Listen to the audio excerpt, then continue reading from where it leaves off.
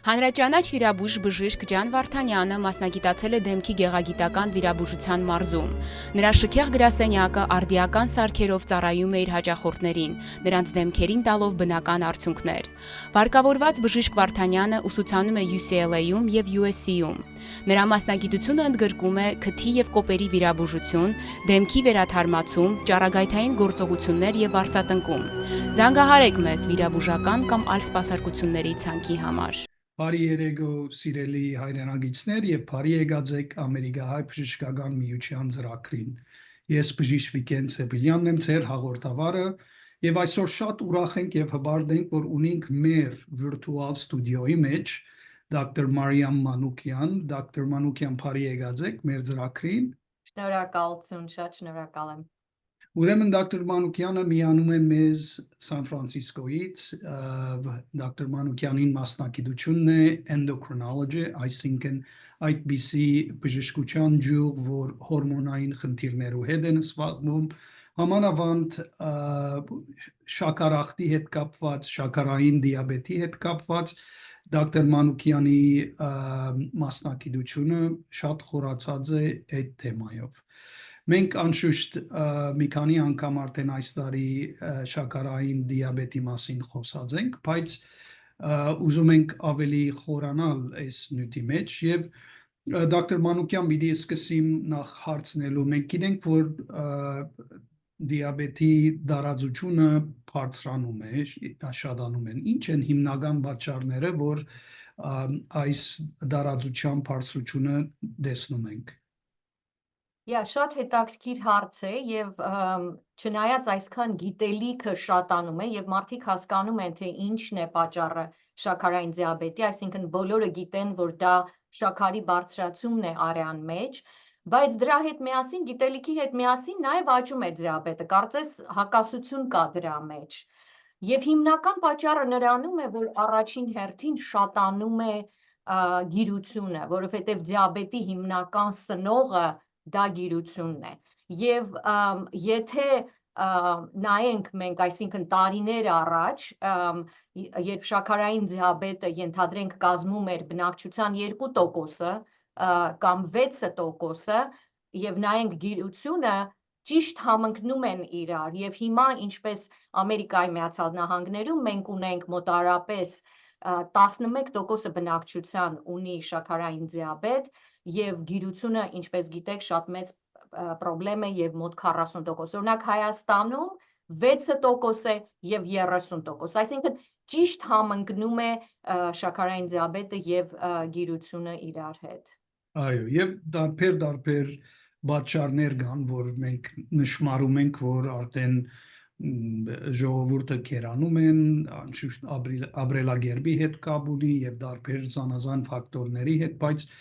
պիտի ուզեմ ցեզի հարցնել, որ անգլերենով երկու կաղապարներ կան, մեկ հատը որ գոչվում է insulin resistance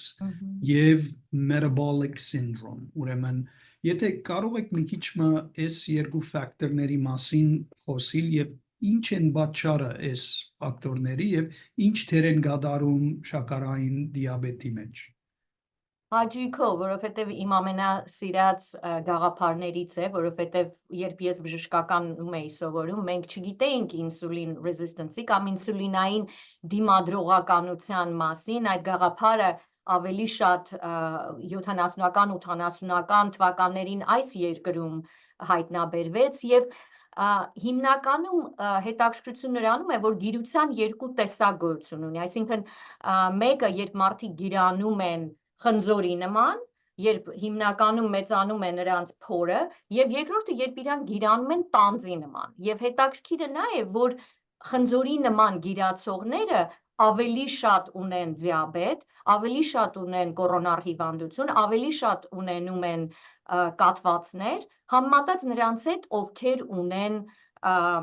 ունեն տանձի նման, այսինքն ավելի շատ կոնքերն են մեծանում։ Եվ այս ինսուլին ռեզիստականության եւ մետաբոլիկ սինդրոմը հենց այն գաղափարն է, երբ մարդիկ սկսում են գիրանալ այսպես կոչված visceral ճարպն է ավելի շատանում, ճարպ ավելանում է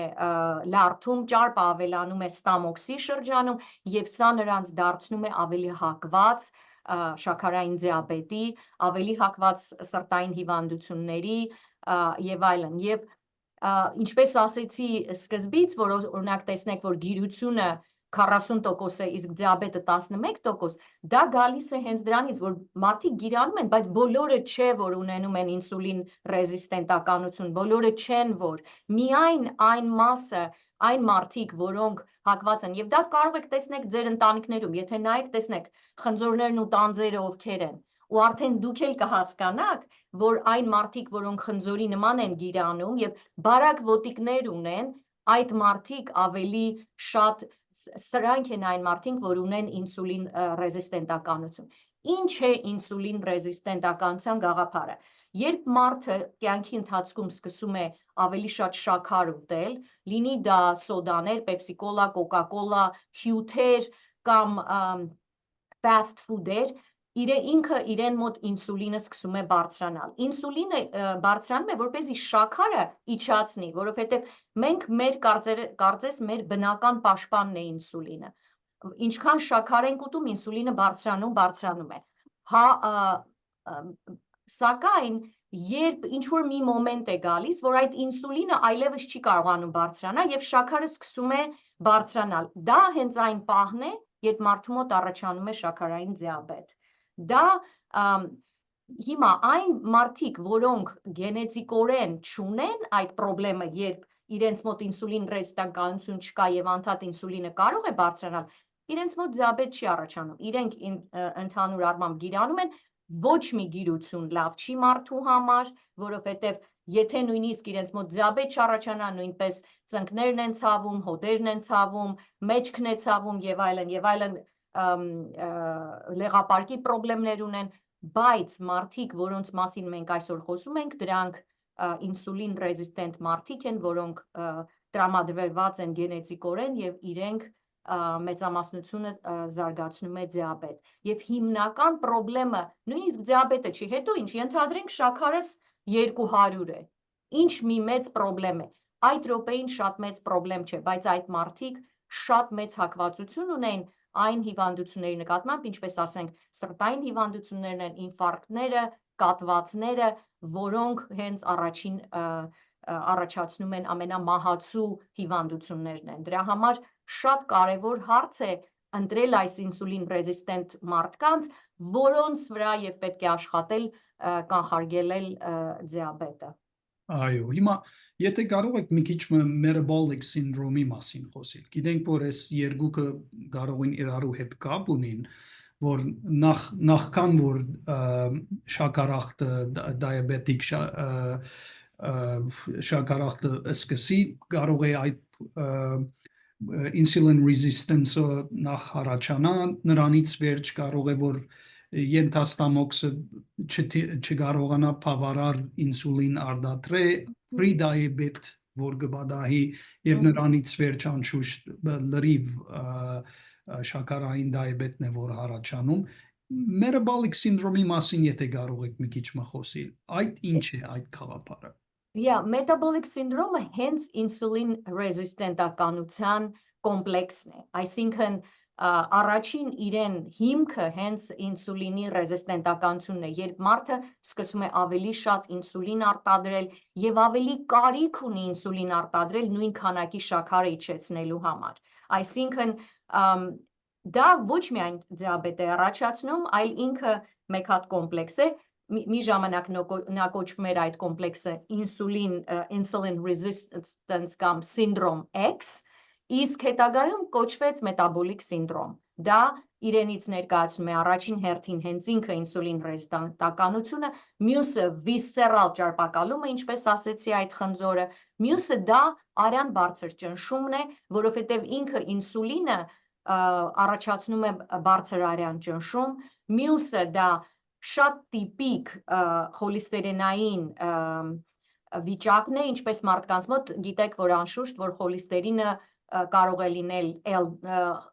ցածր խտության, բարձր խտության եւ տրիգլիցերիդներ։ մետաբոլիկ սինդրոմի ժամանակ հատկապես այս բարձր խտության խոլեստերինը ցածր է, տրիգլիցերիդները բարձր, սա շատ տիպիկ է այս մետաբոլիկ սինդրոմին եւ նաեւ առաջացնում է gout, podagra, հայերեն բառը չեմ կարող հիշեմ, բայց podagrան ծանոթ է բոլորին, նույնպես այս սինդրոմի մասն է, ուրեմն վիսցերալ ճարպակալում, արյան ճնշում, տիպիկ դիսլիպիդեմիա, ինչպես ասում ենք, gout եւ հետագայում սա ամբողջ վերածվում է, առաջացնում է նա, որ բոլոր ռիսկ ֆակտորներն են, որ մարդու մոտ առաջանա ինֆարկտ։ Այո, այլ ուրիշ հարցեր, որ այլևս արյան երակների հետ կապված է, լա սրտի ինֆարկտ, լա ուղեղի ինֆարկտ, այո, այլապես ուրիշ արյան հետ circulation-ի հետ կապված կարող են երգամունքների վնաս պատճառվի, ավելի ուշ, դրանք արդեն ավելի շատ դիաբետի բարդություններն են, որ ավելի մեծ դիաբետը, որ առաջացնում է բարդություններ, ինչի նորից դիաբետը լավ չի, որովհետև մարդիկ կարող են ունենալ շարունակում է մնալ ամենամեծ պատճառը եւ երիկամային անբավարարության դիալիզների եւ կուրության, որտեղ առաջացնում է դիաբետիկ ռետինոպաթիա եւ ամպուտացիաների, սրանք բոլորը թվում է թե հին արդեն պիտի չլինեին, բայց շարունակում են մնալ որպես խնդիրներ, որովհետեւ շաքարային դիաբետը մնում է շատ լուրջ հիվանդություն եւ ընդհանուր մահվան պատճառ։ Այո։ Հարցնեմ մի քիչ մենք անընդհատ սիրում ենք խոսել about prevention, կանխարգելման մասին։ Insulin resistance, metabolic syndrome, շաքարային դիաբետը իրարու հետ կապված հիվանդություններ են, ինչ կարող ենք անել, եթե այդ ռիսկը ունենք, ասենք թե ընտանեկան պատմությունը գա, կամ այդ կասկածը գա, ինչ կարող ենք անել, որ աշխատենք փորձել կանխելու իրենց բարդությունները կամ լրիվ հիվանդությունը։ Շատ լավ հարց է Վիգեն ու շատ կարևոր մեր ընդհանրապես նաև մեր հայկական community-ի համար, որովհետև մենք հայերս շատ ենք սիրում շաքար եւ մեր հյուրասիրության ձևերից մեկը ուրիշին շաքար կերակրելն է։ Այսինքն կոնֆետա, չգիտեմ, բախլավայա, չգիտեմ ինչա սա, կարծես մեր սոցիալական կյանքի ամենակարևոր մոմենտն է եւ ինչ որտեղ պիտի հասկանանք, որ գուցե այս դարում, երբ ուտելիքը այդքան շատ է եւ շատ տարածված, գուցե մենք պետք է մտածենք նոր բաներ փոխելով այդ կենտրոնը բերելով ուտելիքը։ Իհարկե, հատկապես երեխաների համար, հատկապես ձեր երեխաները, մտածեք դրա մասին, որ երեխայի գիրությունը նույնիսկ 15 տարեկանը, եթե զարգանում է արդեն ինսուլինային ռեզիստենտականություն, հիմա ցույց է տրված, որ արդեն իրենց անոթներում են առաջանում ատերոսկլերոտիկ գծիկներ։ Այնպես որ պետք է այդ ամենը անել հենց ինչ որտեղ ծնված օրվանից պետք է մտածենք, որ շաքարը չեմ ուզում բանալ կամ այսպես թվացող բաներ ասել, որ շաքարը թույն է եւ այլն, բայց շատ մեծ պետք է սահմանափակել այն։ Եվ մտածել երեխաներին պետք չի անդադ սոդաներ, հյութեր, չգիտեմ, թխվածքներ, տատիկները հատկապես ամեն ինչը տալ։ Ուրեմն, եթե մտածենք այսպես իրեն բաղադրամասերով, առաջին հերթին պետք է փոխենք մեր ուտելիքը, առաջին հերթին դիետան է։ Եվ ինչու 50 տարի առաջ չունեինք դիաբետ, չունեինք ինսուլին ռեզիստենտականություն, որպես այդքան ուտելիք չունեինք։ Ուղղակի ուտելիքի սա մեր շրջապատի ազդեցությունն է մեզ վրա, իհարկե շատ կարևոր է, որտեվ սոդաները մեծացան, մարդիկ գնում են կինոթատրոն, ուտում են popcorn եւ մեկ հատ այսքան սոդա են խմում եւ հետնել մեկ հատ շոկոլադ կամ ուրիշ մի տեսակ բաներ են ուտում, սրանք բոլորը վերջին 40 տարվա պատմություն են։ Դրա համար էլ այս 40 տարվա ընթացքում այսքան շատացան մեր գիրությունը այսքան բարձրացավ։ Ուրեմն առաջին հերթին ուտելիքը, ինչպես ուտել, բոլորը այդ հարցը տալիս են, չէ՞։ Եվ միլիոն տեսակի դիետաներ դուրս եկան, թե որ դիետան է ամենալավ, կիտո է, թե paleo է, թե vegan է, թե vegetarian է, որն է ամենալավ դիետան։ լավ դիետա գոյություն չունի։ Ամենալավ դիետան դա այն դիետան է, որը հարմար է, որը դու սիրում ես։ Դու չպիտի ուտես ուտելիք, որը չես սիրում, իմ կարծիքով։ Եվ մեզ համար մեր բախտը բերել է որպես հայերի, որովհետև ամենալավ դիետան, որ ցույց է տված բոլոր տեսակի հետազոտություններով, դա միջերկրածովային, ասենք Mediterranean diet, որտեղ բոլորը կհասկանան, դա այն դիետան է, որը ուտում են Mediterranean շրջանում։ Նույն Վիգեն, դու որ գալիս ես, ճիշտ Mediterranean diet-ով մեծացած, ծնված մեծացած ես։ Եվ երեխա ժամանակ քեզ առավոտյան հուսով եմ, որ չեն տվել cereal, կաթ, banana եւ orange juice։ Սրանք այս ամերիկյան դիետան, որը մենք ասում ենք այստեղ SAD, որը նշանակում է Standard American Diet։ Ուրեմն երբ մենք համատում ենք SAD-ը եւ Mediterranean diet-ը, այդ Mediterranean diet-ն է, որ առաջին հերթին պետք է հետևել։ Եթե բոլորը հետևեն այս դիետան, սա ամենալավ դիետան է։ Եթե ծանոթ չեք, ստուգեք։ Եթե առավոտյան նախաճաշ եք ուզում ուտել, ուտում եք մի կտոր whole grain հաց եւ վրան լեբնի։ Դրանից մի քիչ olive oil վրան, դրանից ավելի համով բան կարծեմ գոյություն չունի։ Այո։ Ուրեմն ոչ թե 100 գրամ ածխաջրատ, որոնք են, ինչպես ասեցի, cereal-ները մի տվեք երեխաներին սիրներ 2%-անոց կամ 1%-անոց կաթ, սրանք սարսափելի անառողջ բաներ են, որոնք տանում են մարդկանց դեպի գիրություն, դեպի ինսուլին ռեզիստենտականություն, դեպի դիաբետ։ Շատ ճիշտ ասեցիք եւ ինչպես որ նշեցիք, ես շատ համաձայն եմ, որ Mediterranean style diet, որ կարող եք մենք ժամեր անցկացնենք խոսելու միան այդ թեմայով, երևի ուրիշ օր էլի նորեն կխոսենք այդ Mediterranean style diet-ի, բայց նույնպես քաչալերում եմ, որ բոլոր հեռուստադիտողները կարող եք դուք նայեք ինտերնետով ինչա Mediterranean style diet եւ հետևիկ այդ խաղապարներով անշուշտ կարող է փոփոխություններ կարող են լինել, բայց այդ խաղապարը, որ balanced մոդեցում է եւ առողջ ինգրեդիենտներ են, որ ցույց է տված, փաստված է, որ զանազան առողջության առավելություններ ունին։ Անշուշտ Դոկտոր Մանուկյան, ես շատ համաձայն եմ, որ մեծ մասը քերության եւ շաքարային դիաբետի պատճառներն մեկն է, որ սնունդի առատությունը եւ անորակ սնունդ այս մեր առանց պոլիտիկի մեջ մտնելու, բայց մեր կապիտալիստիկ սիստեմները դենց այդպես եղած են, որ ավելի պիտի վաճառեն, ինչը ալման է, եթե սոդաները առաջ փոքր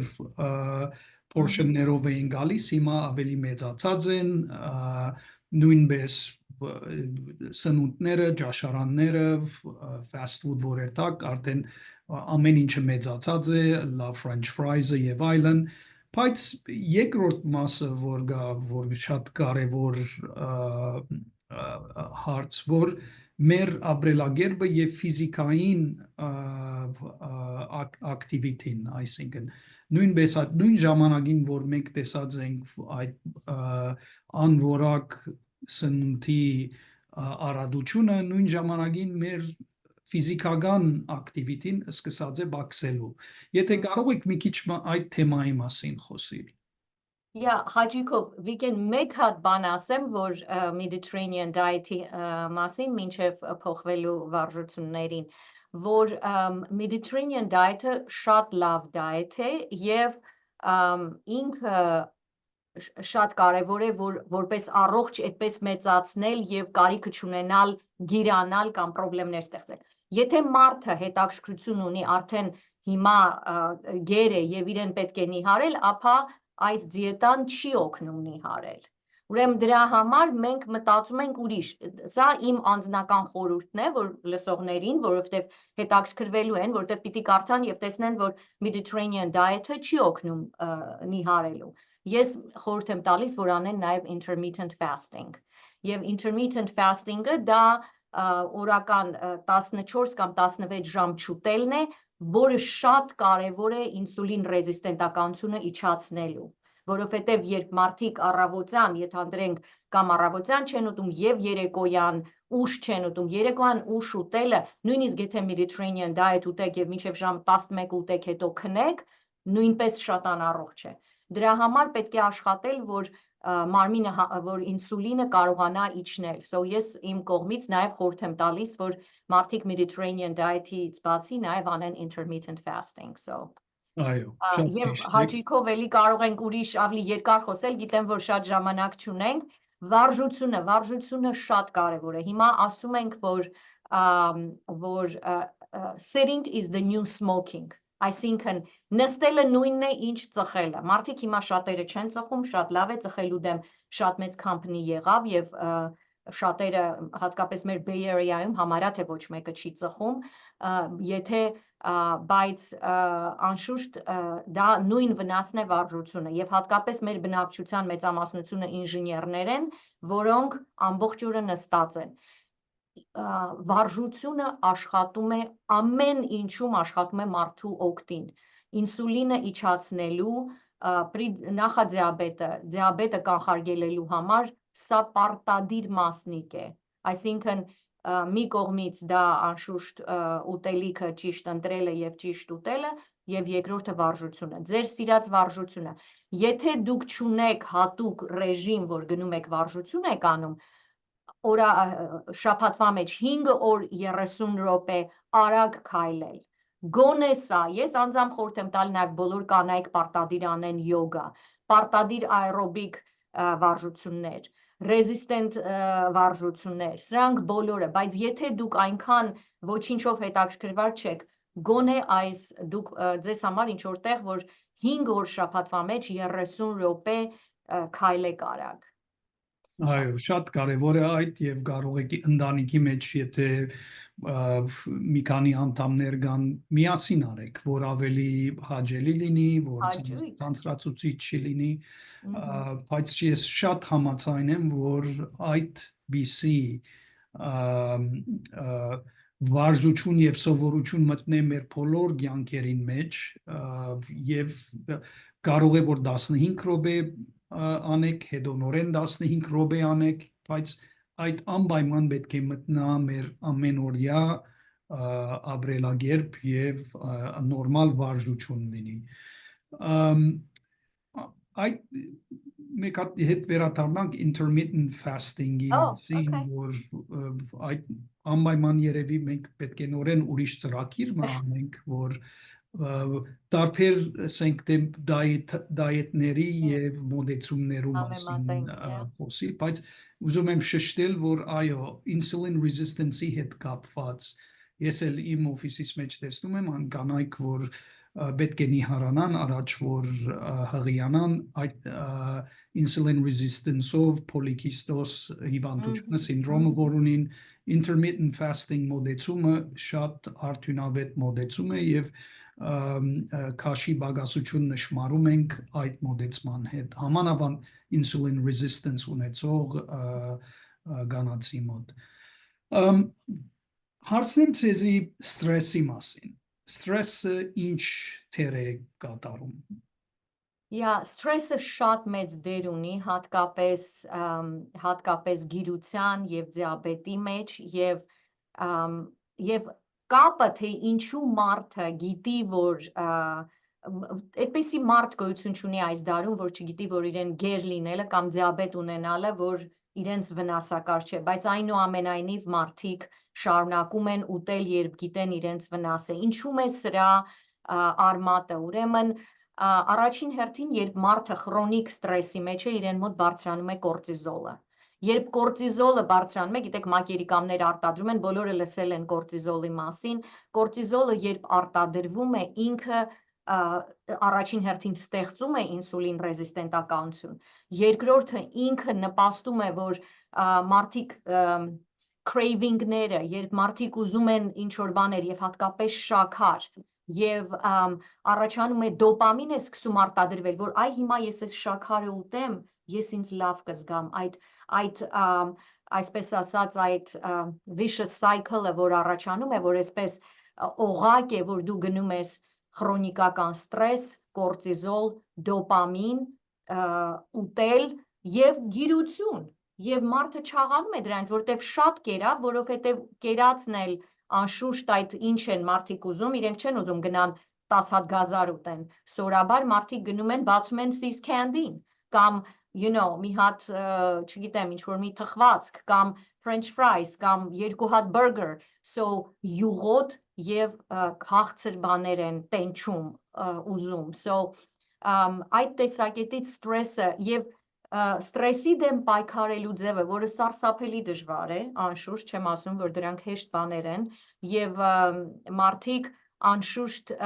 նոր խոսեցինք վարժության մասին, ամենալավ ձևը երևի թե եւ ամենացանկալին երևի թե հենց վարժությունը խցկել, մտցնել այս vicious cycle-ի մեջ եւ եթե ես այս րոպեին ստրեսի մեջ եմ, գուցե գնամ քայլեմ. Now, of course, նույնպես նշանակություն ունի psychotherapist-ի հետ խոսել եւ եթե անհրաժեշտ է դեղեր, բայց ավելի կյանքի ապրելակերպի միջոցով այս բաները հասկանալը եւ մասնագետի հետ խոսելը եւ անշուշտ ոչ միայն վարժությունը, այլ նաեւ մեդիտացիան, խորը շնչառությունը, շատ մեթոդներ կան, սա էլ ես ձեզ խորհուրդ կտամ, եթե բոլորն էլ նկատել են, որ դա խնդրեմ է, որ սկսեն փնտրել ճիշտ գործիքները, ինչպես պայքարել ստրեսի դեմ։ Այո, շատ համաձայն եմ եւ ինչպես որ ասեցիք, վարժությունը եւ մարզանքը ճիշտ սնվելը եւ ստրեսը իրարու հետ կարող են իրարու հետ աշխատել, թե դեպի դրական, թե դեպի բադասական, նույնպես ալ գիշերները բավարար հանգչիլ եւ քնել, այդ ուրիշ հարց մնե, որ եթե քրոնիկ գերբով անբավարարություն կա քնելու այդ ժամանակին այդալ իր հագաստեցություններ ունի, վադաստեցություններ ունի, որ կարողանանք մեր դիսցիպլինը վադանա, անորակ սնունդ ստանալ եւ նույնպես իրարու հետ են, որ այս աշխատում են, որ դեպի նեգատիվ արդյունքներ տեսնել։ Ցեզի վերջին հարցը միտամ մենք արդեն 1 րոպե մնացած է, անպայման պիտի ուզենամ, որ մենք շարունակենք մեր հարցազրույցը դարբեր ծրագրի մեջ խոսենք թեորիկների մասին, որ այսօր չհասանք, բայց կարող է դիաբետ շաքարախտը բուժվել, լրիվ բուժվել, cured։ Այո, եւ դա շատ կարեւոր է, որովհետեւ մենք չգիտեինք առաջ, որ դիաբետը կարող է բուժվել եւ անշուշտ մենք խոսում ենք միայն երկրորդ տիպի մասին, որովհետեւ առաջին տիպի դիաբետի ժամանակ երեխաների մոտելնում, երիտասարդների մարդիկ ամբողջ կյանքում ինսուլինի կարիք ունեն, բայց շաքարախտի երկրորդ տեսակը, որը հենց այս ինսուլին ռեզիստենտականության հետ է կապված, այո, նա կարող է երևի թե 90% մարդկանց մոտ երկրորդ տիպը կարելի է կարծես բուժել կամ իրեն հետ բերել այն վիճակին եւ իհարկե եթե առաջին հերթին քաշը նորմալանա եւ այդ քաշը պահել, այսինքն նորմալացնել եւ պահել, դա կլինի ամենակարևոր հարցը եւ անշուշտ դիաբետը ես շատ պացիենտներ ունեմ, որոնք կարողացել են իրենց քաշը վերացնեն, այսինքն գալիս են իրենց նորմալ քաշին եւ այդ նորմալ քաշը հենց առաջացնում, հենց կարող է դիաբետ, որտեղ դիաբետը